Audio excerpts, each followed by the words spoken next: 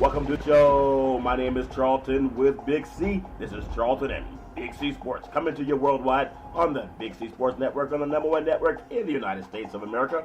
And Big C Sports has been voted the #1 sports show in the universe, according to Big C. And them good old boys down south, I want to say bienvenidos to all of our listeners in Latin America, also across the pond, in London, England, as well as Paris, France. Of course, you good old boys in Africa.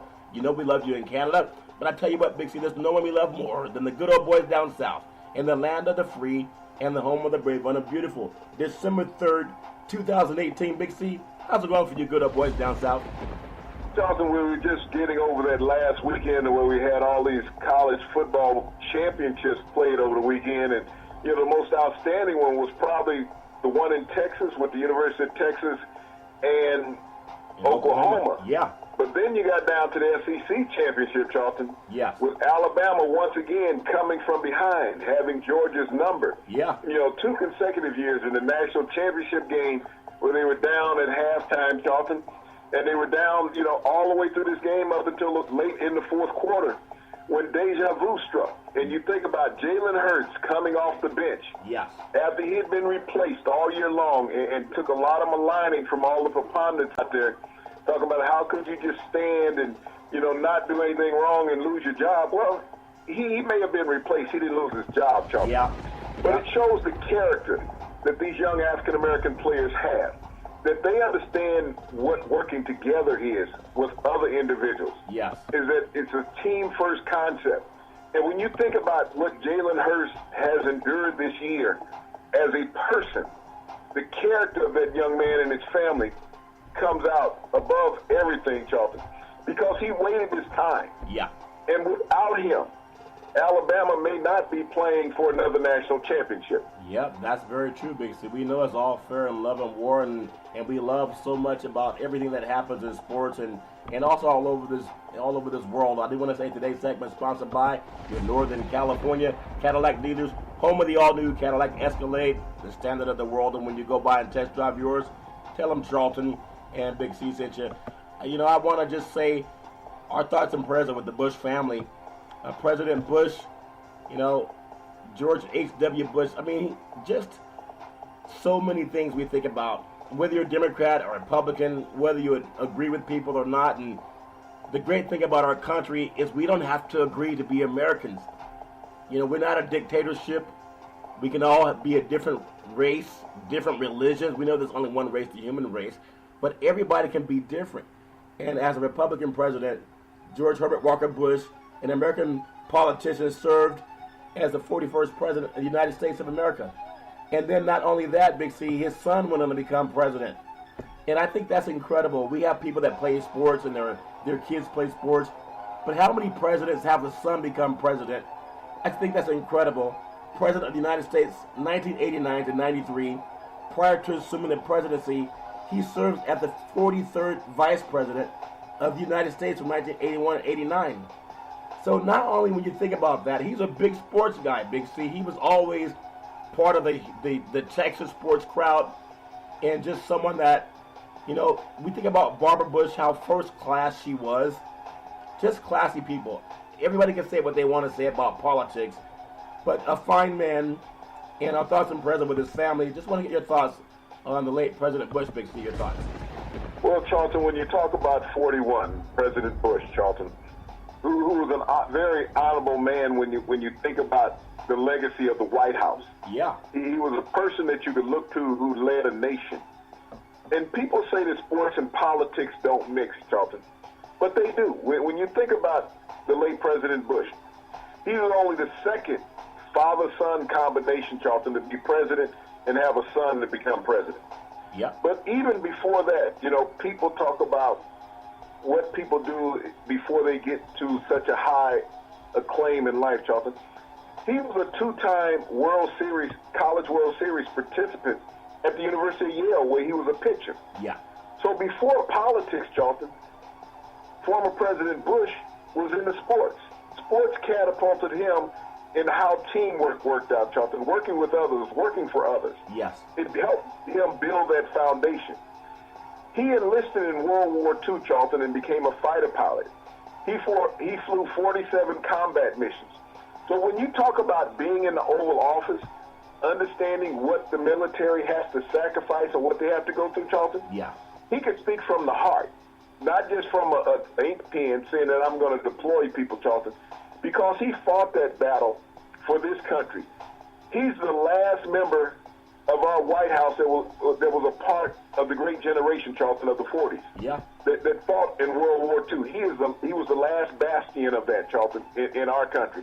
So our country lost a legacy on Saturday when we lost President Bush, Charlton. Yeah. And you think about him being a statesman, being married to his wife, Barbara, the former First Lady, for 73 years prior to her passing 8 months ago, Charlton. Wow. But they were always a part of that Houston sports scene, Charlton. You know, you saw him at the World Series a couple of years ago when Houston won their first and only World Series, Charlton. They were able to do that in his lifetime. You know, he was around when the Houston Rockets won back-to-back championships, Charlton, during his lifetime. This man has seen so much in his lifetime. Being the former director of CIA, the highest intelligence agency in our country, yet we have a White House now that doubts what they say. Exactly. That he says he can't believe what the CIA says. President Bush didn't do that because he had operated, Charlton, as the commander of the CIA. Yeah. You know, when he first got involved in politics, the first person he met that he told he was going to be in politics, Charlton, was Lyndon Baines Johnson when he was leaving the White House. Yeah. He asked him, should he run for Congress? And, you know, Lyndon gave him some words that you can't always use on air. But, you know, when you think about how far he reached back, he touched with Lyndon Baines Johnson, who drove him into politics, Charlton. Yeah. And we know what Lyndon Baines Johnson did for minorities in America, Charlton, allowing things to occur. Yeah. George Bush did the same thing, that he opened doors for people, Charlton. And when you think about legacies that presidents live, you know, he and Jimmy Carter were the last two one-term presidents that we had. And they both had some tumultuous time when they were in the White House, but they came out as better people, Charlton. Yeah. No one has ill things to say about this individual when you think about President Bush and his family, the values that they portrayed that were American standards. Yeah. That's what you look at when you think about this great man. You think about the American standard that he lived and he ran this country by, Charlton, and being the monarch of his family. Yep. And you think about his children following in the roads of politics, Charlton, is that the greatest thing that you can have is a mentor in life. Yes. And you have to think about the mentorship that he led to that Bush clan, Charlton. Yeah, I think that's so important. And, you know, as an African-American people, I talk to a lot of youth, and sometimes, you know, we look at, as an African-American, you look to people, and you say, well, where do I fit in? You don't have to be the same skin color to have the same values. Especially when I look at the class that George Bush had, he was not a divisive person. Of course, politics is politics, and you're trying to beat your fellow man. We understand that. But for someone who's born June 12, 1924 in Milton, Massachusetts, and you think about what time was like back in the day of Jim Crow. That's when he was born, in Jim Crow. But he came out of it and raised a great family, whether people like everything they did politically or not, whether the war in the Persian Gulf or whether we're looking at what happened in Iraq. Nobody can agree with everything. But I just like the class that they brought to the White House, especially as a young African-American man growing up, Big C. I saw Jesse Jackson run for president of the United States when I was younger. And before that, I saw another gentleman by the name, his name is escaping me right now, but ran for president of the United States also. But Shirley Chisholm was the first African-American to run for president of the United States, a woman. Yeah, and there was a gentleman too, Dick Gregory, also had his name on the ballot, and some things happened with the computers, etc. But to see as a young black man, a Bush family, they treated everybody with respect. And when President Obama and Michelle Obama came into the White House, it was, you know, his son that welcomed them with open arms.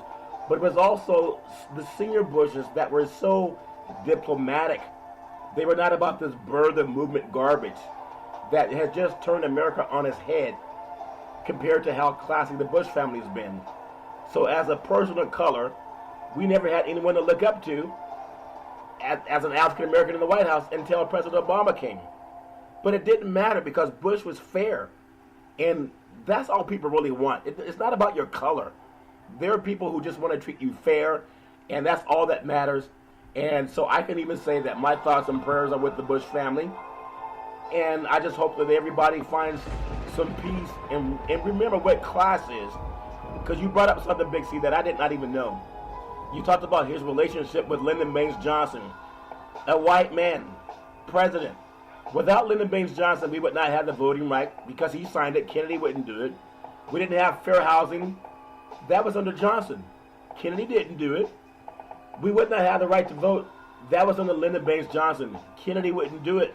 Yet many people credit the Kennedys with the friends of democracy and egalitarianism and equality. It wasn't the Kennedy family. That was Lyndon Baines Johnson. But I just appreciate the fact that we can all show homage to that family, and it doesn't matter what color we are, Big C, because today's administration, everything's about color, Big C. Your thoughts?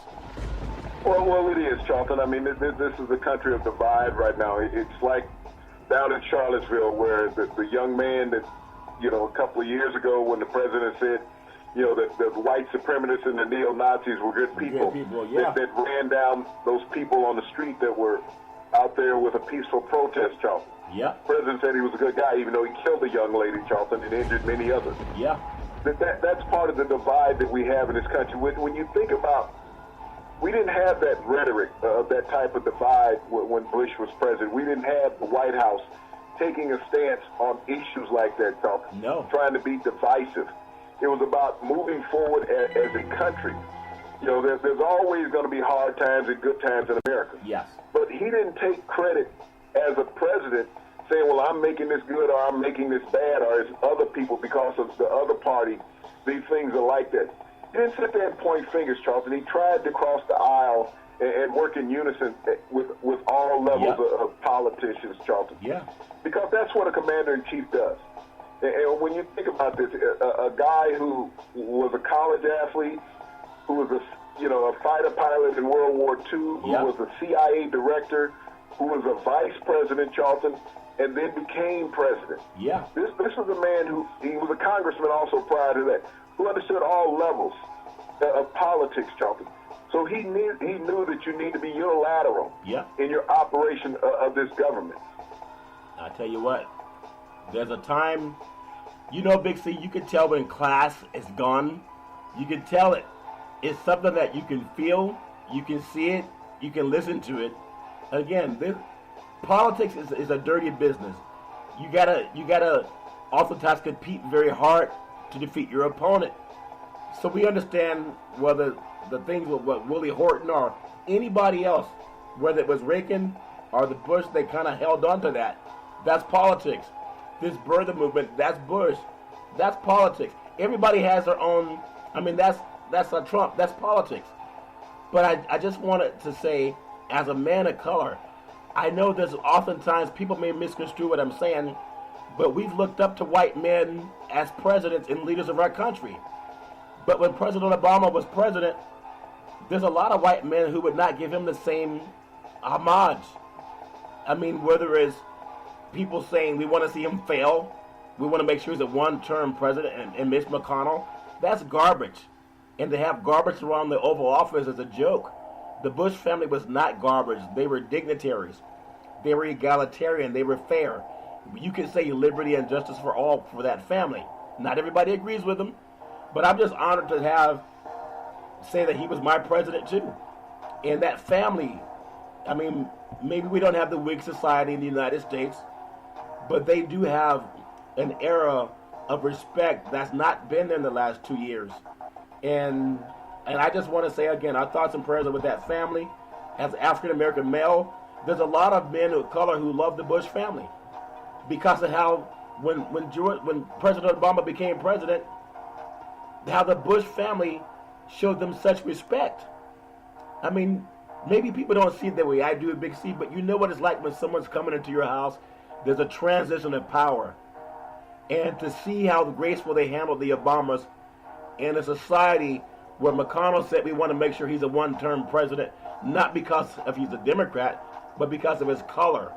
And they never shouted down Donald Trump when he started that birther movement garbage. And that's what I disrespect about them. But the Bush family, again, thoughts and prayers are with you. Sports and politics is the same. And just, again, our thoughts and prayers are with you. Big C, I want to touch on some of the things that happened in the world of sports. And my voice came back over the weekend. I was practicing Wolfman Jack, Big C. But sometimes you can train a dog to do things. It's hard to untrain a dog, though, Big C. My voice didn't want to get back the regular voice. I felt like I was hiding from somebody on the phone. You know, sometime when back in the day, a bill collector would call, and you change your voice on the phone as if the phone number doesn't change, but the voice changes. They knew it was you. And I just feel so great today. What a great event we had over the weekend. Lots of college football. And I know down south, you may have your own opinion about this, but I'm glad that Georgia did not get in as the number 4 team. Here's a team that played 3 teams in their schedule that were not Division I programs. They're a good program, no one can doubt that. But they gave up 21 unanswered points to Alabama. 21 unanswered points. And for people to say, well, they deserve to get in, they got outscored 21-0 when they were on the football field. So why would Alabama have to go into a game and play them again? You just outscored them 21-0, Big C. That's a big spot into a 3-beat if they have to have it, Big C. Your thoughts? Well, you speak about those basically 1A schools, Charlton, that they played on their schedule. These really low-ranked schools, Charlton.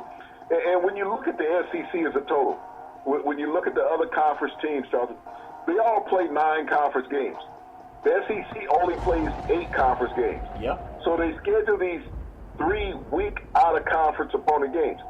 Now, they played Georgia Tech in the ACC, but Georgia Tech is a 500 ball club, Charlton. Yep. So you really can't say that they had a power team when they played them. So they got beat up by LSU. Yeah. They got beat up by Alabama. So when they played 2 top 10 ranked teams, Charlton, they were taken to the woodshed. Yeah. And everybody said, well, they led Alabama for 3 quarters. Just like in Aaron Rodgers' scenario, the game's 60 minutes long. Yep. So, it all matters. You got to play it all. Yeah. But, Alabama proved something. That, they understand, and Nick Saban understands his protege in Kirby Smart at Georgia. He knows what he's going to do. You can always talk about having talent as a team. Yep. But if you can't put all that talent together at the right time, Dalton, it means nothing. And when you look at it, Georgia's the only team from the Final Four last year, Charlton, that's not repeating this year. They were supplanted by Notre Dame. Yeah. But moving Oklahoma in there, Charlton, was the right choice. When you look at revenging a loss of a ranked team that you had later on, early in the year, Charlton, yeah, coming back, dominating them the second time around, Georgia had that same opportunity. You got to realize Georgia played Alabama in the national championship, Charlton, last year, less than 12 months ago, okay? Yeah. So they had an opportunity to revenge that loss, which they were not able to do. Yeah. So rightfully so, they were left out by the committee. I know there's a lot of proponents that, well, they deserve to be in there because they led Alabama. Well, that means you need to put Citadel in there also. Yeah. Yep. They were almost a field goal away from a dominating. I mean, not dominate, but for Citadel to even be close with Alabama, it's like a domination. But I want to get your thoughts on this. This is what I love about college football. It doesn't matter who we are. We can all talk about what we think should be, who should be in, who shouldn't be in. If conference championships don't matter, then stop having them. And just let everybody do what we did 20 and 30 years ago. They had the Associated Press that would come out and rank them, and then they had the coaches poll. That's what they would do, Big C. It wasn't about a panel of people getting around and saying who could beat who. They would just have coaches decide, because coaches are the ones who see players. They see teams. These coaches would decide who the better teams were that year. And when you got it on the field, then the players get to decide. But the reason I think Oklahoma was the right choice, that game they lost to Texas in that shootout, it held everyone gripped to the television set and for the entire game. And the fact that they lost on a field goal, a long field goal at that game could have gone either way. They did not lose by 20 points like Georgia got beat down by LSU, which was shut out by Alabama, 29-0. So to say that they should be in doesn't make any sense. But I'm glad Oklahoma got in. They have a tradition of winning. The last time Oklahoma played Alabama, Big C, Oklahoma actually beat Alabama. I'm sure Nick Saban knows that too. It was 41-31. This is a team that can score points. If you go score 35 points against Oklahoma, you might lose 38-35. If you score 35 points against Georgia, you're going to win 35-28. That's the difference in those two teams, Big C. Your thoughts? Well, Chelsea, when you look at what Oklahoma could do offensively, they create a problem for anybody, Charleston. Yes, they give up a lot of points defensively, but they create a problem when you look at Kyler Murray and, the Heisman vote is going to come up soon, Charleston. He's good. He's the most valuable player on any team in the country, Charleston. Yeah. When you look at what he does, he's indefensible. He just creates, whether it's with his arm or with his legs. He keeps his team in the game, Charleston. He has no quit in him. And when you talk about Alabama being dominant, there's some question marks. Tua had an ankle operation today, just like Jalen Hurts did a month ago. Yeah. So who's going to be the starting quarterback for Alabama? I mean, that big talk came up with Central Florida when Mackenzie Milton went down. That's right. They said, well, without their quarterback, so why would anybody vote him in? But yet they win their conference outright, Charlton. After being down by 17 points, they come back and win by 13 points. Yeah. So they did a great job with their backup quarterback. But when I look at this competition, and I hate that the Heisman is going to be given out prior to the first round of these playoffs, which is going to take place next week, Charlton, and it'll most likely come down between Tua and Murray. But statistically, if you're looking at it, Murray should win it hands down. Yeah. Based on, body of work. But when you sit there and look at these two teams matching up, athletically, they have a lot of similarities. Yeah. The quarterback position and every position on the field. I think that, when it comes down to Oklahoma, skill-wise on offense, it might just be a tad above Alabama. Even though Alabama has great players on their offense, you have to look at the level of competition they had, Charlton, in the regular season. And when you look at Alabama, look how many teams they played that had winning records. I'm talking about teams that won 8 games. Yeah. That record is very shallow, Charlton. Yeah. Okay? There's a lot of teams with 6 wins out there or less. But look at Alabama's record and see how many teams they played that had at least 8 wins. Yeah. That's not a strength of schedule, Charlton. Yeah. And if you look at, there's something about tradition of college football. If I think back to the best coach in Alabama history, it's no longer Paul Bear Bryant. It's Nick Saban. But if I think about the best coach in Oklahoma history, I think it would be Barry Switzer. People can say stupid, but I think Barry Switzer had Oklahoma always competing for national championships and Big 8 titles. He had that same program that Alabama has now, where everybody wanted to go there. There was something about Barry Switzer. He was a player's coach, and he knew how to get those players to come to Oklahoma, to Norman, Oklahoma, and they always competed. I mean, it was called cash. Okay, that's what you call it, basically, the cash, the cold hard cash. But cash that in. well, even with that, he did it though. He got them on the field. They were always competing. I want to get your thoughts. We always talk about what team's going to beat what team and what era could beat what era. But can you give me your thoughts, Big C, on who you think might have been the best coach, era-wise, for Alabama and even for Oklahoma? Because you're talking tradition. This is not just this year, Big C. Your thoughts? Well, see, you're going to mention your boy Barry Switzer. Yeah. Bud Wilkinson really was the best coach that Oklahoma ever had. Oh, really? And Bud Wilkinson had a 58-game winning streak. Wow. At Oklahoma. So when you talk about, and that was in the era when they only played 10 games a season. Yeah. 58 consecutive games this team won, Johnson. So you basically went almost 6 years without losing a game. They had 2 classes at Oklahoma, Johnson, that never lost a football game.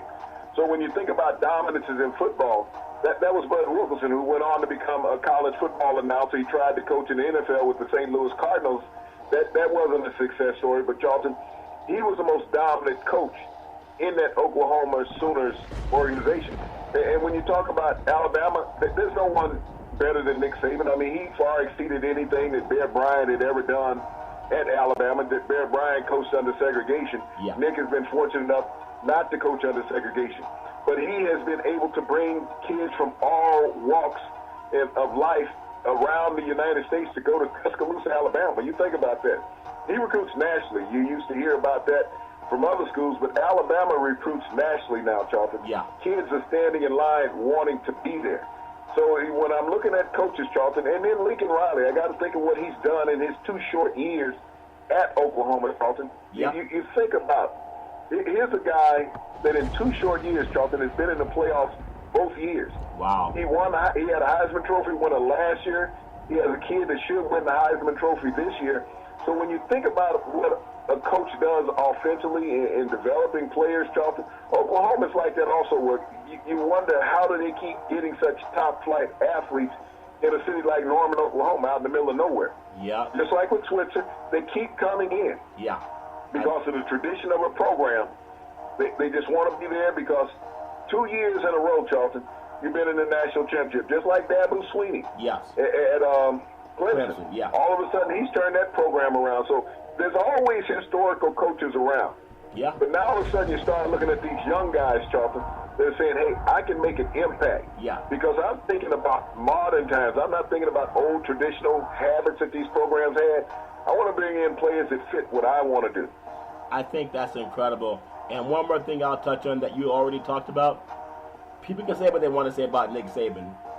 But when you took Jalen Hurts, and he said, I'm so proud of this guy. I've never really heard Nick talk that way. But I think you already expounded on it. Anyone can quit. That's the easiest thing in the world to do is quit, especially when things are not going your way. It's easy to just give up and say, I'm out of here. I quit. But he didn't do that. He stayed there for his team. Maybe he should have quit and gone elsewhere. But that's his choice. But the fact that he stayed there for his team, and he believed that he would get to the point where they would win a national championship.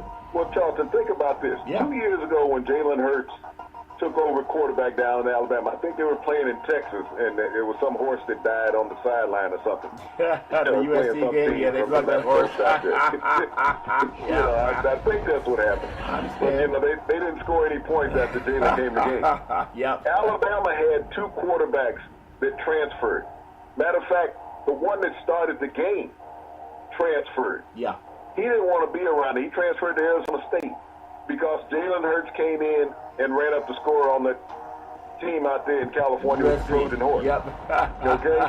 All of a sudden, that's what quitters are. Yeah. And both of those players were white, Charlton. Yeah. But they felt that they didn't want to be in the South backing up some black quarterback Yep. that had taken the job and fulfilled all of what the expectations were of him, Charlton. Yeah. Jalen Hurts got replaced after going 26-2 as a starter Yep. and stayed around. Didn't make a cry, didn't go out in the media saying, I should be the guy and I'm disappointed, I don't want to be here any longer. He just said, hey, I'm a teammate. Yeah. I'm going to get my degree and be a part of this team as it goes forward. Yep. That's what he doesn't get credit for, Charlton. Yeah. No one sits up to talk about the 2 white quarterbacks that transferred from Alabama. Yeah. You don't hear any of that from the media. No. You didn't hear any of that from the media when Tua got the starting job. No. But it was all about was Jalen leaving, but they said nothing about the 2 white quarterbacks that transferred when Jalen got the job. And that's something I love talking about because in the South, a lot of African Americans, they still deal with some of that residue. I know it's all over the country, but I think from just talking to different people, especially what the senator from Mississippi talked about, that she would attend a public lynching and POTUS went down and gave the lady a hug. Now he has the audacity to go to George Bush's service. Doesn't make any sense. It's so inconsistent. But there are people who have to deal with that garbage, Big C, and they don't always get the microphone in their face when they're going through it. So that's some of what Hurts put up with too. I'm just proud of the fact that Nick showed some affection on TV. He didn't have to. He could have been that tough guy he's always been, but to say I'm proud of this guy and put his hand on him and say, hey, I'm proud of you, that means more than just saying, hey, great job as a quarterback. It's about great job as a man. I really appreciate Nick for that. But see, I want to just go to the next set of championship teams. Notre Dame has a history, but they haven't won a national championship since Lou Holtz, back when they beat West Virginia. Major Harris was the quarterback for West Virginia. Tony Rice was the quarterback for Notre Dame. I think it was right around the 90-91 season. I might be wrong. But I'll never forget that Lou Holtz brought Notre Dame to the Coliseum in L.A. They played number 1 USC at that time. Rodney Peete was the quarterback. Now think about this. Rodney Peete was the quarterback for USC. They were ranked number 1 in the country. Notre Dame came up with Tony Rice, ranked number 2 in the country. And Notre Dame won 27-10 at the Coliseum. And then to go on to the national championship game, there was another African-American quarterback in Major Harris from West Virginia. I don't think you've ever seen that until recently, where the quarterbacks playing for national championships were black, but not given the chance on the NFL level. Now you get a chance to win a national championship, and you get the chance at the NFL level. Do you see that contrast, how things have changed, mixing your thoughts? Well, things have changed dramatically, Charlton, over the years. Well, when you look at that, you talked about Tony Rice and Major Harris. Neither one of those quarterbacks got an opportunity to play in the NFL. Then you can go back to Jamel Holloway and Turner Gill, Nebraska, Oklahoma, Charlton. Yeah. Neither one of those players got an opportunity to play in the NFL. But you can play on the biggest stage in college football, Charlton. Yep. And you're not rewarded on the backside of having an opportunity to play in the NFL. It's always talk about, well, maybe they should change position, become a wide receiver or a defensive back. We heard all that talk about Lamar Jackson 2 years ago, won the Heisman Trophy. Yeah. Came to the draft, and everybody said, well, he's not looking that good as a quarterback.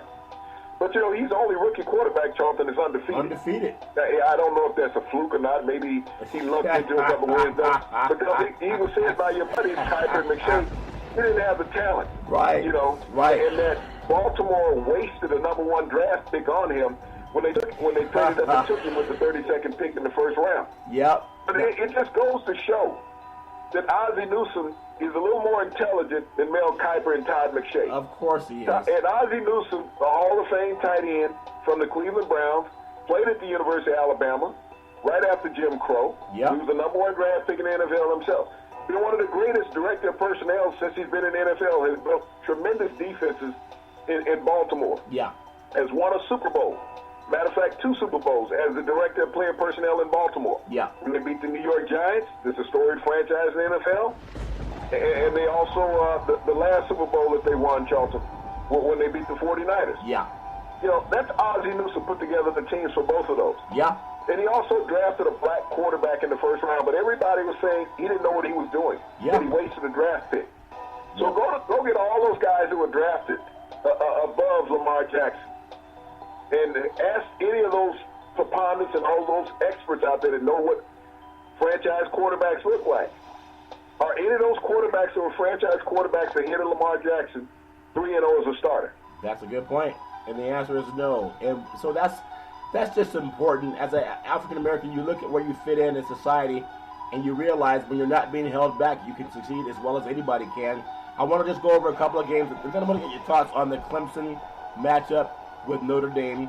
Iowa State 27, Drake 24. Fresno State 19-16 over Boise State, winning the Mountain West Championship.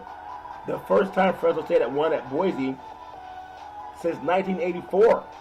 That had been a long time effort to take them in there and win that game on the blue turf in the snow flurries. Congratulations, Fresno State. Central Florida 56-41 over Memphis in the shootout. Ohio State 45-24 over Northwestern. Northwestern's not the second best team in the Big Ten. They're probably the 4th best team. Ohio State with a blowout win.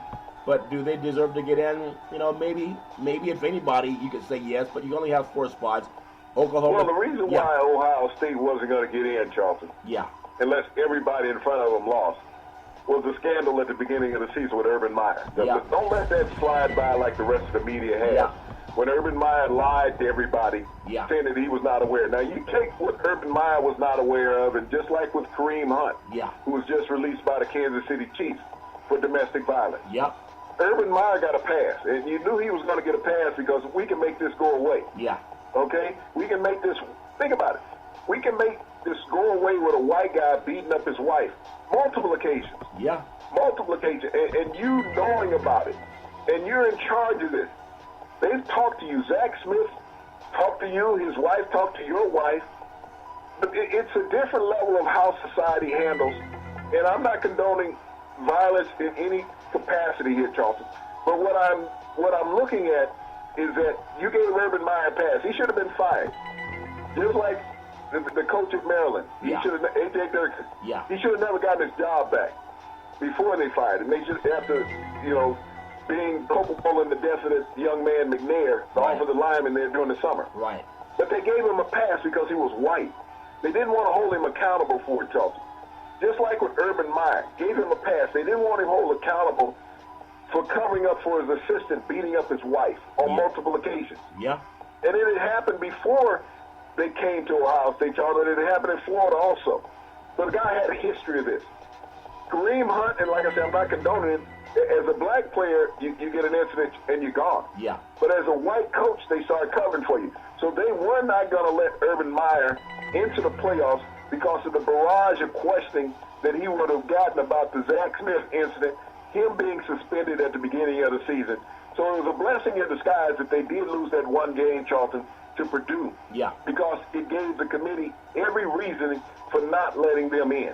That's a very good point. Even though they will head to the Rose Bowl where they will play the University of Washington Huskies, should be a good game, but I understand your point very much so, Big C.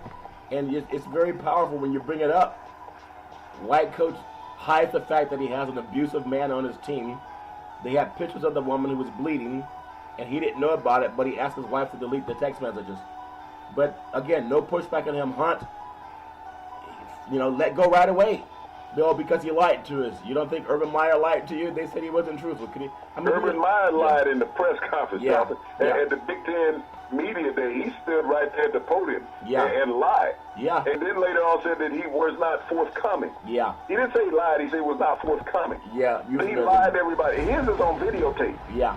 They didn't have to investigate. It was on videotape. Yeah. It was his words, Yeah. not someone else's, not a reporter. That's very true, Big C. So we know all's fair in love and war. Texas, Oklahoma was 39-27 to Oklahoma. Pittsburgh and Clemson. Why is Pittsburgh in a championship game? It doesn't make any sense. They're 7-6 right now. 6-2 in the Charlton, ACC. Pittsburgh had 8 yards passing. Wow. And you think about that. How much of an embarrassment is that to college football? And the reason why you should discard these conference championship games. Wow. You got a team that's representing half of the division, Charlton, the north part of the division. They have 8 yards passing in a game. Wow. 8. I mean, not 80. Not 8. 8 yards passing. Wow. They couldn't even reach 10. They couldn't even get a first down pass in the ball, Charlton. Wow. That's funny. I tell you what, it doesn't make any sense. You got to start seeding the best teams, and cook this North ranking, South ranking garbage. Have the top 2 teams play each other. That makes a lot more sense. Clemson 42-10 over Pittsburgh, and then we know Alabama scored 21.5 points and beat Georgia 35-28. Big C, and then before we get into NFL, Clemson doesn't have a history of winning big. I know back in the 80s, they beat Nebraska for a title game, but since Dabo's come on the scene, he's the marquee coach for that program's history. You look at Notre Dame Air Park season. You have Lou Holtz. I think Lou Holtz was great, but he only had 1 national championship. And then Kelly doesn't have any national titles, but he's been in at least in the tournament twice. But I would think maybe Air Park season, when he was coaching back in the day, maybe would you consider him Notre Dame's best coach in the history of that great franchise? Big C, your thoughts? Well, Charlton, he was the most notarized coach during that time because Notre Dame was one of those rare teams that was on television every week because they had the Notre Dame network where they played their games and taped the late. So Notre Dame coaches always got a lot of prestige from that. Duke Rodney is their all-time winningest coach, Charlton, and who was that team is known by over history. Yeah. So he would go down as their greatest coach. Charlton had a couple of Heisman Trophy winners when he was the coach there at Notre Dame. But that's when college football wasn't a broad spectrum across the country where you played everybody. Right. So, when you look at different eras of football, Charlton, you'll always find something different. It's just like how the bowl committee is set up now, Charlton. And when you take coaches that have a conflict of interest, you have coaches on this voting committee that has to recuse themselves. Not many people realize that. Yeah. They have to recuse themselves from voting. So what you have to look at, you can't have any coach on that bowl selection committee, Charlton, that has competed in the Power 5 conferences. Yeah. You have to take someone out of the Power 5 conferences, Charlton, so you get everybody voting. That should be the only way that people can serve in that committee, Yeah. is that they are not representing or had affiliation with a team that's in those Power 5 conferences, Charlton. So go get some 1AA coaches because they know how it's done. Yeah. some 1AA athletic directors, Charlton. They know how the playoff seeding should work. Yep. If they want to be fair to all the teams out there, because there was 2 individuals, Charlton, that had 3 ties to Oklahoma in this committee. Wow. Son, assistant coach, Yep. had been, with the staff before. These type of things, Charlton. So you can't have that going on if you expect impartiality in this selection committee. Yep. So go get coaches and athletic directors out of Division 1AA, Division 2. Yeah. They're knowledgeable. Yep. They can sit there and see, or even just take people, Charlton, that are not in the Power 5 conferences that you know are not going to make it in there. There's enough of, conferences that don't qualify for Charlton. Yeah. You talked about the Big West Conference out there. They wouldn't have a vote because there's no conflict, Charlton. Right. You talk about the MAC Conference, Charlton, that doesn't have anybody that's going to be in these things. So there's plenty of opportunities, Charlton, but even the voting process is not fair. That's a very good point. I want to get on something that you and I talked about that I heard Marlon Brando and CBS Sports talk about the day after. Big C Sports was pressing enough to talk about it the day before. And we talked about the Pac-12 championship game with Washington and Utah. And this is before kickoff. The day before, we were saying how many fans would not attend, fly out from Salt Lake City, Utah, or Seattle, Washington, to San Francisco to see a game. 9-4 is Utah, 6-3 in the Pac-12. Washington 10-3, 7-2. Considered the preseason favorite to win in the conference, and they did. But we were saying, Big C, we were saying what CBS Sports didn't say. They were expecting a large crowd. Big C, there couldn't have been more than 15,000 people in that stadium, that whole 70,000. It was such an embarrassment for the Pac-12. They used to play what's called like the San Francisco Bowl at AT&T Park, where the Giants play downtown San Francisco. Levi Stadium's hard to get to. Plus, on the West Coast, they had the Stafford Cal big game that same weekend. People aren't going to go see Washington and Utah when they could go see Stafford Cal, a traditional game. What can they do? We already proposed what they should do. Stop having a neutral site and start letting the home team host. If that game were in Washington, they would have had 72,000 at Husky Stadium. If we were at Utah, they would have 47,000 strong. Big C, they had about 15,000 for the Pac-12's marquee game. I thought it was an embarrassment, Big C. Your thoughts? Well, Charlton, it truly is. When you sit there and you look across the ledger at these conference championship games, you have to understand where football is tradition. It's not a tradition any longer in California. If you want to go back to the 70s, where football really meant something in California, maybe even the 80s, Charlton, yeah, where you're always playing in front of packed houses. But when you create options for entertainment dollars in these cities, people are going to do that. And when you have no local investment in these games, you think about it, you got people coming from Seattle and Salt Lake City, Charlton, that you want them to come into San Francisco, which is not an inexpensive place to stay. Right. As far as getting a hotel room. Oh, yeah. It's not cheap to come to that city just to say, okay, I'm coming down there for a couple of days for a football game. Right. You talk about hotel, you talk about transportation, you talk about food, everything else. It's not a cheap place to go. Right. Then I contrast that to the Big 12 championship game that was held in Dallas at Arlington Stadium. Yeah. Packed house, Charlton, 96,000 people. 96,000 people. Then you look at the Georgia Dome, Charlton, out there with the SEC championship game with Alabama and Georgia. Yeah. There's 78,000 people in there, Charlton. People who are ravenous about the sport. And you also, you and I have talked a lot throughout the season about the attendance of these games and teams that make it to the playoffs. Yeah. They look at what they do, Charlton, in these conference championship games. That's a big part of their consideration when they're picking teams. Yeah. Oklahoma played in front of 96,000. Alabama played in front of 78,000. Yeah. Clemson had 70,000 in the rain in Carolina. And then you contrast that out to the West Coast with the Pac-12 game, Charlton. You said 15,000 people in Levi Stadium. Yeah. What that tells the committees, Charlton, is that these people don't travel. Now, for Georgia, that was a home game when they played Alabama. Yeah. So, you'd have to think about that to a degree. the people from Alabama, even though it's the next state over, just drove over most likely. Yep. But still, they traveled to the game, Charlton. I agree. And so this is a big thing that they look, okay, we're going to get these people into this tournament. And Notre Dame people are everywhere. Oh, it doesn't make any difference where they play. Exactly. They play in an alleyway, and they'll fill up both ends with sand. Yep. Yeah. That's So, touchdown Jesus. you know, Yep. these are the things that you got to look at in these conference championships. And you mentioned it many times before. Play where the team in that conference has the best record. Yeah. And I'm not against that, Charlton, even in these other places. The SEC, the Big 12, all these universities have huge stadiums, Charlton, Yep. that would sell out. Yeah. They would sell out for these games.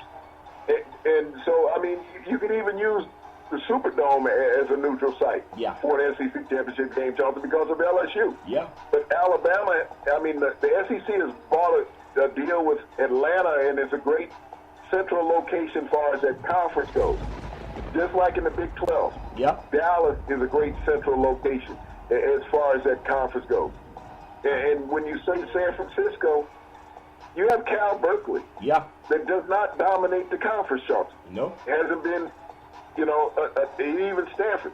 Neither one of those teams have really dominated the conference in the last 2 decades. No. But that's where you hold the championship game. Yeah. And neither one of them can sell out a home game. That's true. Doesn't make any sense. I do want to say sports is a billion-dollar business, and the girls and boys sports is the foundation of that billion-dollar industry. For every athletic and sporting event, you need athletic and event insurance. We work with Ben and Mark. They've been around half a century. They work with Big C Sports. Whether you're a pro team, a collegiate team, a high school team, or your mom and pop soccer league, when you reach out to them, let them know Big C sent you.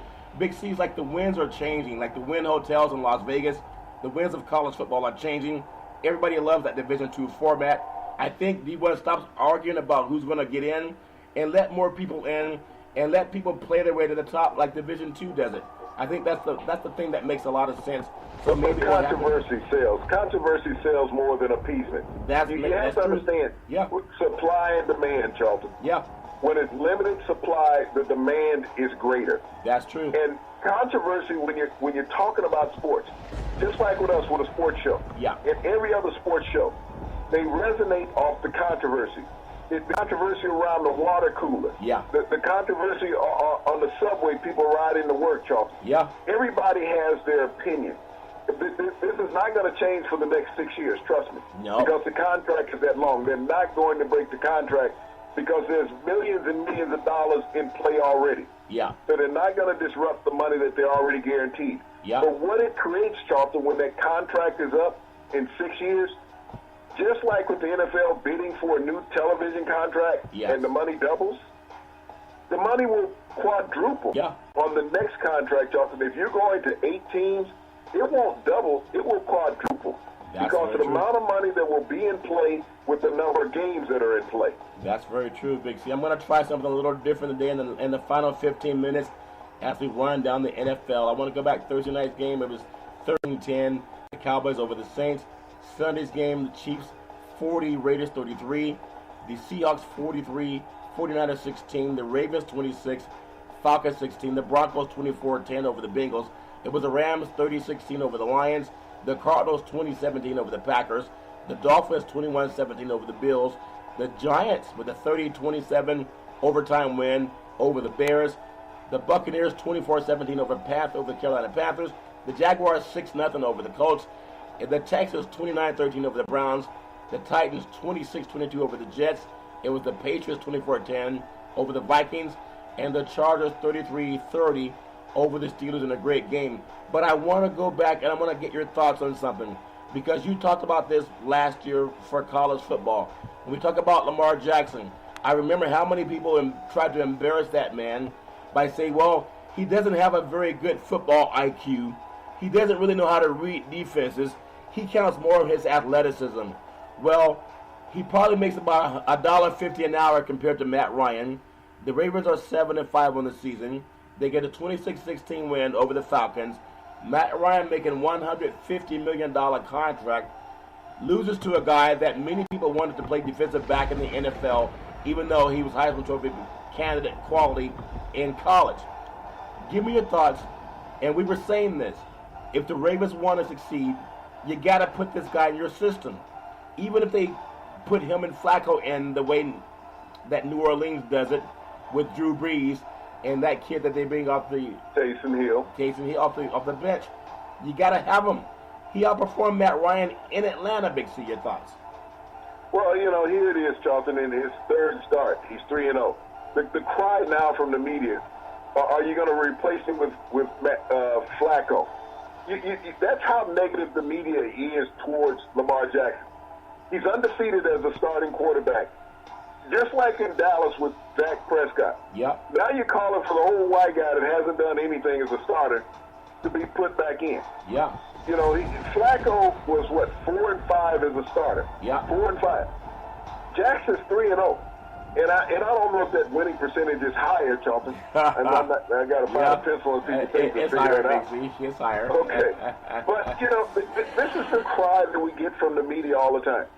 They have a hard time swallowing that a young black quarterback can be successful. Yeah. This is the same picture that you saw in Dallas 2 years ago. Yeah. When everybody cried all year long, when is Tony going to be back in? When you going to put Romo back in the lineup? It's time for Tony to play again. Yeah. You've gone through the season, you're 10-1. Isn't it time to put Tony Romo back in? Yeah. This has to run out with Dak Prescott eventually. And here's Lamar Jackson, doing what he can do with his ability running and throwing, Charlton. Yeah. He brings a different mentality to the team. When you look at their offensive numbers, Charlton, yardage-wise, it's up from when Flacco was playing. Point production is up, Charlton. The defense has gotten better because the defense is getting a chance to rest. And they're motivated, Charlton, because they got a guy that's trying every play to win the game. Yeah. So it's not just what he does, Charlton. It's what you do for your teammates. That's what a true leader did. I think about how Ben Roethlisberger shot off his mouth last week talking about, I'm the captain, I can criticize anybody. Right. Did he criticize his own butt last night, Charles, for throwing interceptions? No. I'm not clear about that. Did he criticize himself for throwing interceptions in 3 consecutive games that have cost the Pittsburgh Steelers, Charles? Last week in Denver, last night at home against the Chargers. But all of your friends, Kuiper, McShay, and all the other media people out there talking about, he should think about changing position because he had a bad workout at the combine. Right. Maybe he should be a defensive back or a wide receiver. Wow. Why can't he be a quarterback? Yeah. Because I look at the New York Jets right now, Charlton. Sam Darnold had that Peyton Manning injury where he had a foot injury. That was a month ago. Yeah. Okay? Yeah. A month ago. And he's still not ready to play. He didn't break his foot. Nope. This was a month ago. It's not like he has to run. He just brought back throw the ball. And they just covered it for him. Green was playing with a torn ligament in his toe. He's a wide receiver. Yeah. And then I look at the loudmouth Baker Mayfield, who shot off his mouth against Hugh Jackson. Yeah. He forgot he still had to play against black guys on defense when he got to Houston. Sure did. He looked really bad. Throwing interceptions to him like they were teammates. Like they were teammates. Yeah, you're right. So that's why humility works at times. Big C, the Chiefs, 40-33 over the Raiders. Gruden has 2 wins. $100 million contract. Patrick Mahomes 4 touchdowns and a win. I think he's on pace to, right now, throw more touchdown passes than anybody in the history of the game. Just being there as a first-year starter, Big C. His ceiling is so high. It's like Michael Jordan said, his ceiling is the roof, Big C. I don't even know what that means, Big C. Your thoughts? I guess that was a Southern expression, when Mike made it. But, when Mike made it, people thought it was religion. Right. But, when you think about what Mahomes has done, he's done all year long, Charlton. Regardless of the adversity he has to deal with, he knows that he's the leader of that team. Yeah. And he goes out and he's there to perform. And, dropping 4 touchdowns on the Raiders. Yeah. This is what was expected of him. He has a team, and the Raiders played better than what they probably thought they would. Yeah. He's scoring 33 points. Yeah. But he gave his team a comfortable lead, Charlton. To get to that point and to drop 4 touchdowns again. John Gruden, like you say, he's still trying to find a pass rush. He hasn't done that yet. Yeah. So, he can't teach anybody how to pass rush. And if he finds one, he's going to trade it anyway. So that's if he found one, he'd trade it. Well, give me your thoughts on this 43-16 over the 49ers. Wilson threw 4 touchdown passes also. He's the most underrated, successful quarterback in the NFL. Ryan's not throwing 4 touchdown passes. Rodgers not throwing 4 touchdown passes. Wilson has Seattle at 7-5, and they're a solid number 2 for the NFC West. Why is he so underrated, Big C? He accounts for more than any quarterback, rushing and passing. I think the only guy like him is Watson out of Texas, but still not a lot of respect for a guy that's been to 2 Super Bowls. And Wilson, Big C, your thoughts? Well, Charlton, he ironically is the top-rated quarterback in the NFL. When you look at statistically where he is, just overall numbers. Yeah. He's a top-rated quarterback. You know, everybody said that Seattle was done. You know, all your friends in the media were talking about Seattle was done because the Legion of Boom was gone, and, you know, without them, they had nothing. You know, Pete Carroll squashed all that. He got through with that. Yep. And everybody questioned why did he draft who he drafted. Because he was knowledgeable. Yep. All those guys that don't have draft picks, Charlton, couldn't figure out the guy who was knowledgeable about football, what he was doing. The guy who's been to 2 Super Bowls, who won college football championships. Has just a little bit of knowledge about football, Charlton. But he has a great quarterback in Russell Wilson. You know, you think about if Russell Wilson was playing like Matt Ryan, as you say, or Aaron Rodgers, or Matthew Stafford, Jimmy Garoppolo, Charlton. Think about this. The top 6 highest-paid quarterbacks in the NFL. None of those quarterbacks are leading their division. Think about that. The top 6, and really, Charlton, they may not even make the playoffs. I know. When you think about it, you could have the top 6 highest-paid quarterbacks this year in the NFL not make the playoffs. Oh, but forgive me, these are franchise quarterbacks. These are what you need to win. You look at your cousin in Minnesota. 10 points last night. You like that? You like that? That's what $84 million. You like that? That's what $84 million gets you. Is 10 points against the New England Patriots. So when people talk about, you know, the kid Case Keenum, and Tony Lynn in Denver, Case Keenum could potentially end up with a better record in Denver than what your cousin does in Minnesota. He's not my cousin, but I understand your point, Big C. He's a lot. And then what will all these media experts say? You know, oh, he's the next piece for the Vikings to get to the Super Bowl. That's all they needed was a franchise quarterback. They had a guy, Charlton, that had him within 1 game of the Super Bowl last year. And they weren't happy with that. You know, what's that thing about karma and getting greedy? Okay. Hello, Minnesota. Ironically, you said that when they brought in Cousins, Minnesota would have a hard time making the playoffs. And I want people to just Google that. You don't have to listen to what Big C says.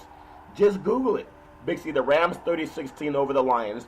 And in that game, you know, the Rams go to 11-1, 5-1 away. But this team, there's something about Todd Gurley, his football savviness. You know how they say when they want to insult a black man, they'll say he has a high football IQ, as opposed to saying he's an intelligent man. But a white coach will say he's intelligent, not he has a high coaching IQ. Well, Gurley knew that it was more important. They were sluggish against the Lions, and he knew that they needed to get more time off the clock. Here's a guy that wasn't thinking about padding his stats. This is the second time he's done it. He took the ball and he ran it down around the goal line, and instead of going in, he ran to about the 2-yard line and let them tackle him, and it forced the Lions to have to use a timeout, and it took more time off the clock, and it made the 2-minute warning a moot point. Talk about how intelligent and unselfish he is as arguably the league's best running back. Big C, your thoughts? Well, Charlton, we saw that in a game against Green Bay when everybody was crying that Aaron didn't get the chance to touch the ball in the last 2 minutes. Now you saw Matthew Stats in Detroit do the same thing. Todd Gurley went lateral with the ball once he got down to the 1 or 2 yard line to take the time off the clock. You know, there's so often they say that black players are not cerebral. You know, you can't get any more cerebral than what he's Charlton in those games. Is that you're cognizant of what your team needs, not what you need. Exactly. You're being paid to be a professional. He's been the consummate professional by working as a teammate, Charlton, to help out his defense, to not leave a lot of time on the clock for them, Charlton, to have to work. But, you know, when you look across the board and you talk about most valuable players, who does the most for a team, those things like that don't get consideration. That's what a consummate team player will do, Charlton, is that I'm doing things to help my team win. At all costs. Even though it may cost me statistically, he may have a clause in his contract, Charlton, for touchdowns. But there's 2 games that he gave up touchdowns, Charlton. Instead of going in and scoring them, he said, I'm going to down the ball to keep the clock running. Yep. You know, the media doesn't recognize that, Charlton. They don't. Yeah. Now, if there's a white quarterback taking a knee, think about Tom Brady in the game yesterday against your cousin in Minnesota, when he finally eclipsed the 1,000-yard rushing mark in his career. Yeah. And normally quarterbacks take a couple steps back when they take the victory formation and down the ball. Yeah. Tom Brady had an even 1,000 yards, Charlton, in his career. Yeah. And you think how 18 years it's taken him to get 1,000 yards rushing. Yeah. He took a step forward to make sure he down the ball at the line of scrimmage and not lose that yard. Yeah. That's what he did. Yeah. You know, he wanted to keep his yards. Yeah. Todd Gurley didn't care about keeping yards. Speaking of people who care, in the last 5 minutes, Aaron Rodgers, what did he sign, a $180 million contract? 187. 187. Okay, I didn't mean to shortchange for you, Charles. I didn't mean to shortchange the $7 million, but they lose 2017. Big C, you're the mystic, and this is why. People can Google what you said. You were saying, people keep saying if Aaron has the ball the last 2 minutes, he gives a chance to win. Aaron had the ball the last 2 minutes. They tried to win with a field goal, not a touchdown, and it cost Coach McCarthy his job. It's Aaron Rodgers' fault that coach got fired. Aaron Rodgers is 4-7-1. He's been the starting quarterback for the Green Bay Packers. $187 million. You should be 7-4-1, not 4-7-1. If they're firing the coach, when really it's Rodgers who's underperforming. He's the guy that can call whatever play he wants. He can audible, he can check down. Why is he off the hook, Big C? Your thoughts? Why is he off the hook, Charlton? $187 million is the reason why he's off the hook. I can blame somebody for your mistakes if you're making $187 million. It's not your fault. Yeah. It's the coach calling bad plays. It's you that can't read anymore, get the ball down the field where it needs to be. Yep. It's you that has caused us to not be able to sign high-profile players, to bring in more talent, Charlton. We have to sign young players and try to develop them, because we don't have the roster money to hire, to sign free agents. Right. This is what everyone doesn't understand. When you start paying these quarterbacks these $125+ million contracts, who else can you sign? Yeah. You know, the Rams, you just spoke about Todd Gurley. Everybody cried about Todd Gurley getting a big contract. Darnold, the defensive tackle, getting a big contract. Cook, the wide receiver, getting a big contract. Okay, the quarterback doesn't make that much. Jared Goff, he's still working on a rookie contract. It's going to be 2 more years before he gets paid. Yeah. So the Rams will say, let's win now. Yeah. If we can sign these guys, lock them up, we got Jared Goff.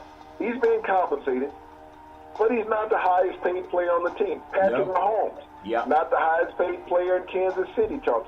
Dak Prescott, not the highest paid player in Kansas City. Yeah. I mean, in Dallas. Look at what Drew Brees and Tom Brady has done, Charles, in the past several years in their career. They've taken pay cuts. Yeah. But who has played at a higher level than those 2 quarterbacks, Charles? Nobody. They're not sitting there saying, you got to make me the richest paid player in football. Right. Matt Ryan in Atlanta. You know, look at their record. Matthew Stafford in Detroit. Look at his record. But when it comes down to that, Charlton, Jimmy Garoppolo, your buddy out there in San Francisco, you guys are probably going to have sushi once the show is over.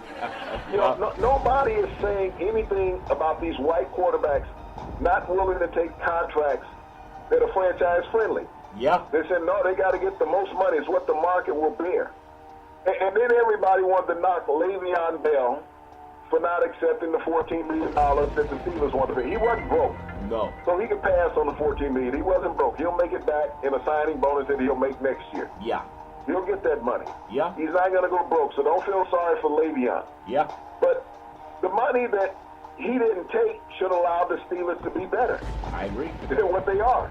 So you can't blame, Le'Veon for the Steelers not being as good. And they may have lost James Conner last night with an ankle injury. Yeah, the problem. So he's going to be questionable. The problem with the Steelers. And now, then people say, well, if Le'Veon had a sign, now they're going to blame it on Le'Veon because he wasn't willing to get hurt, without having a long-term contract. Yeah. If Le'Veon had been in Conner's situation last night, broke his ankle, who was going to sign?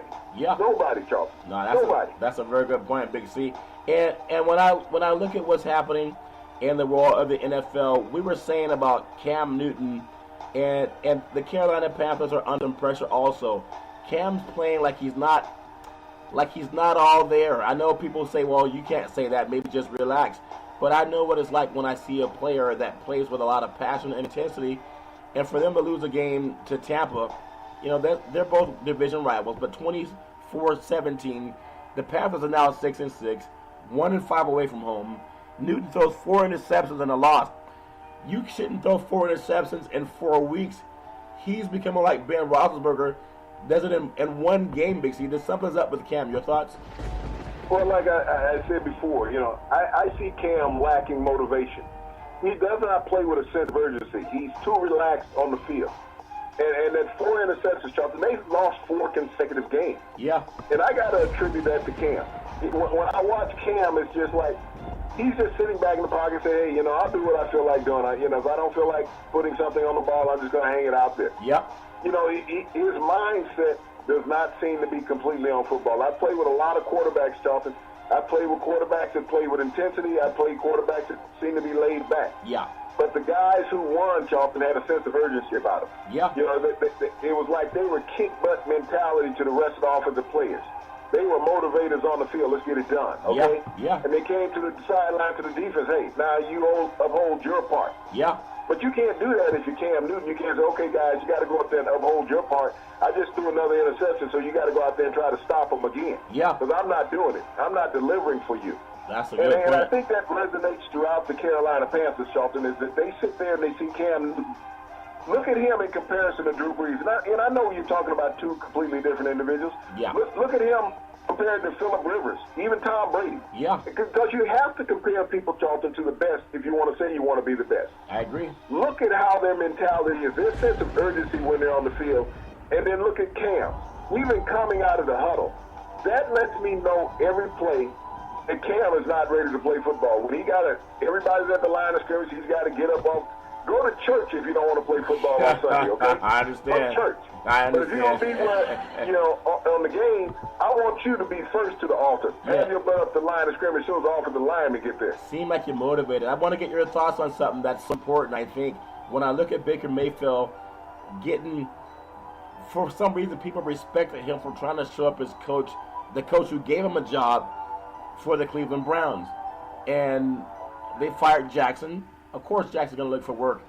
The Texans 29-13 over the Browns. The Cleveland Browns look bad because they have a leader that has no class. But the media is not praising them now that they got beat down 29-13.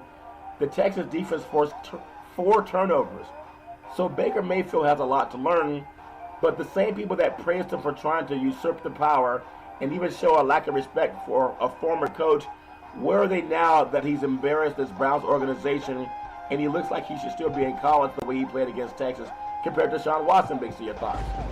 Well, there was nobody asked him in the press conference, how do you feel about being cocky last week and dissing Hugh Jackson? Yeah. Do you feel that same cockiness now towards the Houston Texas defense? Yeah. When you had those black guys picking off the passes that you were throwing, yeah, and taking them back for touchdowns. Yeah. How does that feel? Yeah. Do you think they know how to play football? Yeah. That's the thing about. They didn't call him to the plate, Charlton, for his cockiness and arrogance. No. They will do that to a black player all the time. All the time. For cockiness and arrogance. Yeah. But Baker Mayfield, they said, well, that's just him. It's just him because you allow him to be happen. that. Yeah. You allow him to be that. Yep. And so you will cover for his mistakes. He threw 3 interceptions to Houston. Yeah. And could have had more. Yeah. Could have had more. He was very fortunate in that capacity, Charlton. Yep. But he became what he is in that game. Yeah. That cockiness and arrogance. You can always talk about what a player ability is. The ability is to be humble and play the game, Charlton, at the highest level. Yep. But because you were cocky, you got a Heisman Trophy. And I think there's 40-plus Heisman trophies, Charlton, and just about all of them have been in the NFL. Yeah. I know Charlie Ward didn't go, but most of them have been in the NFL. Doesn't mean success, Charlton. It does not. That's a very good point. Last game, Big C. The Eagles tonight, Monday Night Football, against the Redskins. The Redskins 6-5, 3-2 away. Eagles are 5-6. Again, defending Super Bowl champions, 3-3 at home. Give me your thoughts on this game. I don't think either team is going anywhere, especially Alex Smith being out for the Redskins and Wentz being what we thought it would be. just mediocre again, even though he got a lot of the great white hype last year, got the injury, came back. But this team is 5-6 with him at the helm. Big C, your thoughts? Well, right now, Charlton, everybody is saying because he had the knee injury last year, that's the reason why his numbers and productivity is down. Well, they declared him healthy, Charlton, and put him in the lineup. They didn't feel that he could get the job done. I mean, Nick Foles won the Super Bowl last year. You're right, yep. But, you try to find excuses when guys are not producing. There's no excuse for Cam Newton. No. There's no excuse for Carson Wentz. He was an MVP caliber quarterback last year, didn't win the MVP, didn't win the Super Bowl. He come back this year, he's very pedestrian. Damn, I wonder why. Doesn't have those running backs that he had last year, does he? Yeah. He doesn't. Yeah. That receiving core is not intact that he had last year. Yeah. So without those weapons, Charlton, that nobody gave credit to, that made him look good, Carson Wentz is being himself. Yeah. And so if the Eagles go out and upgrade those two positions next year, Charlton, then he has an opportunity to compete. Oh, let's take one more step. He had an offensive coordinator named Frank Wright. Yeah. That really helped him grow up. Yeah. Frank Wright went and rejuvenated Andrew Luck's career this year, Charlton. Yeah. So there's a lot of things missing. But it lets you know that a quarterback relies on certain people to get to a point of being better. Yeah. Just like Baker Mayfield. Yeah. He's going to need somebody to make him mature in this league. Yeah. Because there's a lot of young, cocky quarterbacks that have come along in the NFL, Charlton, even been drafted in the first round. Yeah. That's never panned out. And tell him give Joey Harrington a call that used to play out there at Oregon. Yeah. That's true, Big C. It's all about respect and earning the respect of your fellow man. We love all things in sports. All's fair in love and war. I really want to say our thoughts and prayers with the Bush family. You respect decency when you see it. And when you don't see it, you respect it even more. Big C, back in the day, there was a man by the name of Drew Boudini Brown. He was known as Muhammad Ali's right-hand man. He would always tell Ali, with all you got to use, how can you lose? Rumble, young men, rumble. Big C, what are you looking forward to in the sports universe? Well, Charlton, by tomorrow night, they will have named the Heisman finalists, Charlton, coming out. And they're going to name two of most likely as the top candidates. But he's a third-ranked quarterback, Charlton, of the best three quarterbacks in the country. Kyler Murray led the nation in total offense when you think about quarterbacks and their productivity. Right behind him, Charlton, was Haskins out of Ohio State, who should be number 2. But Tua will get it, even though he didn't finish the last game of the season, Charlton, and his team could win without him. I thought when it came to the Heisman Trophy that it was the best player in the country, and that your team needed you to win. Oklahoma couldn't win a game without Kyler Murray. Nor could Ohio State win a game without Dwayne Haskins. Alabama could win a game without Tua. Jalen Hurts proved that Saturday night. Big C, that is always good. I love your knowledge. That's why we call you the Mystic. You can listen to the Mystic every Monday through Friday at 5 and 6 p.m. worldwide on the Big C Sports Network, on the #1 network in the United States of America. And Big C Sports has been voted the #1 sports show in the universe, according to Big C and them good old boys down south. As we always tell you, there's never, ever an excuse for domestic violence. If you know any man or woman going through that garbage, please call 911, because no man or woman should ever have to deal with that garbage on their own. And as we always tell you on every Big C Sports show, we thank you, we appreciate you, and we hope that you have a super fantastic day.